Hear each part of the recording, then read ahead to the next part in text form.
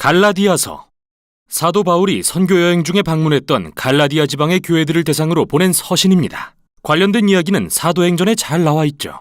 바울은 이 중요한 서신을 깊은 아픔과 절망 속에서 썼는데요. 그 배경은 이렇습니다. 기독교는 예루살렘에서 시작된 유대인의 메시아 운동이었지만 그 대상은 온 인류였습니다.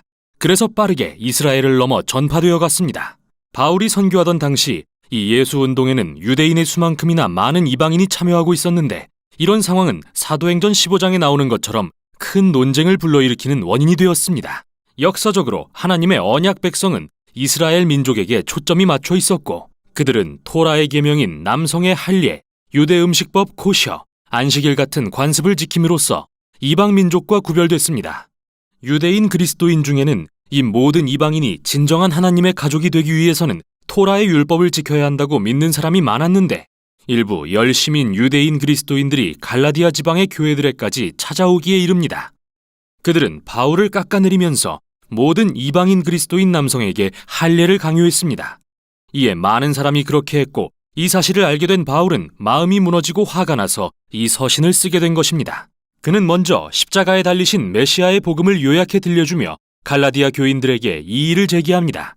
그러고 나서 이 복음이 다민족으로 이루어진 예수님과 아브라함의 새로운 가족을 만든다고 주장한 다음, 이 복음이 어떻게 성령의 임재와 능력으로 사람들에게 참된 변화를 일으키는지 보여줍니다. 그는 갈라디아 교인들이 다른 복음, 즉 바울을 험담하고 할례를 강요한 이들이 주장한 복음을 받아들인 사실에 대해 당혹스러움을 표하며 글을 시작합니다. 그래서 바울은 먼저 자신이 전한 복음의 정당성과 사도로서의 권위를 변증합니다. 그는 부활하신 예수님에게 직접 이방인의 사도로 임명받았습니다. 사도행전에 기록된 대로 말이죠. 바울은 자신이 베드로나 야고보 같은 다른 사도들과 상의하려고 예루살렘에 간 것은 나중 일이라고 밝힙니다. 그가 이방인 그리스도인들에게 할례나 유대 음식법을 요구하지 않는다고 말했을 때 그들은 바울을 적극 지지했습니다. 그러나 갈등은 생각보다 깊었는데요. 베드로는 안디옥에 와서 여러 이방인과 시간을 보내고 있었습니다. 그런데 몇몇 보수파 유대인들이 안디옥에 나타나자 그들의 압박에 굴복하고 맙니다. 할례받지 않은 그리스도인들과 식사하기를 멈추고 그들과 거리를 둔 것이죠. 그러자 바울은 베드로와 정면으로 맞서 복음의 진리를 따르지 않는다며 그의 위선을 비판합니다. 바울이 볼 때 이 초신자 그리스도인들에게 할례와 율법을 강요하는 것은 여러 가지 이유에서 잘못된 일이었습니다. 먼저 그것은 복음에 대한 배반이기 때문입니다. 그의 말을 빌리자면 사람이 율법을 지키는 행위로 의롭게 되는 것이 아니라 예수 그리스도를 믿음으로 되는 것임을 알고 우리도 그리스도 예수를 믿은 것입니다. 여기서 의롭게 된다는 말은 의롭다고 선언받았다는 의미로서 바울이 중시한 구약의 개념인데요. 하나님이 의롭다고 선언하실 때 그 사람은 하나님과 올바른 관계를 갖게 됩니다. 죄를 용서받고 하나님의 가족의 일원이 되며 그분의 은혜로 인생이 변화되어 갑니다. 바울은 그 누구도 토라의 계명을 지킴으로써 의롭게 될 수 없으며 오직 예수님을 믿음으로써 그렇게 된다고 확신합니다. 다의적인 표현인데요. 이는 우리를 대신해 사시고 죽으신 예수님의 신실하심을 가리키는 것일 수도 있고 예수님에 대한 우리의 믿음과 헌신을 가리키는 것일 수 있지만 어느 쪽이든 요점은 분명합니다. 사람은 자신의 행위가 아니라 오직 하나님이 그를 위해 예수님을 통해서 하신 일을 믿음으로 의롭게 된다는 것입니다. 바울이 주장하는 복음의 핵심은 예수 그리스도를 믿는 사람에게는 그분께 일어난 일이 자신에게도 사실이 되는 것입니다. 그분의 삶과 죽음과 부활이 자신의 것이 됩니다. 바울의 말을 빌리면 나는 그리스도와 함께 십자가에 못 박혔습니다. 이제는 내가 사는 것이 아니라 그리스도께서 내 안에서 살고 계십니다. 내가 지금 육체 안에 사는 것은 나를 사랑하셔서 나를 위해 자기 몸을 버리신 하나님의 아들을 믿는 믿음으로 사는 것입니다. 따라서 누구라도 자신이 하나님과 올바른 관계에 있거나 예수님의 언약 백성이라고 말할 수 있는 이유는 율법을 지켜서가 아니라 오직 예수님께서 그 사람을 위해 스스로는 절대 할 수 없는 일을 하셨기 때문입니다. 이제 우리는 예수님이 이루신 이 일을 깊이 이해함으로써 누가 하나님의 언약 백성이 될 수 있으며 그 새로운 가족의 일원으로 산다는 게 어떤 의미인지 중대한 깨달음을 얻게 됩니다. 그래서 바울은 먼저 창세기의 아브라함 이야기를 인용하면서 그가 어떻게 오직 믿음으로 하나님께 의롭다 여김을 받았는지 이야기합니다. 언젠가 모든 민족이 그와 그의 자손을 통해 하나님의 복을 받을 거라고 하신 그분의 약속을 신뢰했기 때문이죠. 언제나 하나님의 목적은 믿음에 근거해 그분의 백성이 된 사람들로 큰 다민족 가족을 이루시는 것이었습니다. 율법을 통해서가 아니라요. 그런데 중요한 의문이 생깁니다. 그럼 왜 하나님은 이스라엘에 율법을 주신 걸까요? 바울은 여기서 아주 간단 명료한 설명을 하고 후에 다른 서신인 로마서에서 설명을 완성하는데요. 그는 율법이 하나님이 아브라함에게 약속을 주신 훨씬 이후에 시내산에서 이스라엘에 주어졌다는 사실에 주목합니다. 그리고 토라를 주의 깊게 읽어보면 알겠지만 하나님의 의도는 언제나 율법을 일시적인 방편으로 사용하시는 것이었습니다. 율법은 부정적 역할과 긍정적 역할을 모두 갖고 있었습니다.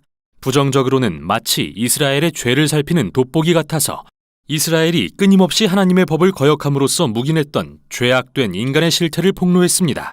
따라서 율법은 선한 것이지만 결국 이스라엘과 온 인류에 유죄를 선고할 수밖에 없었습니다.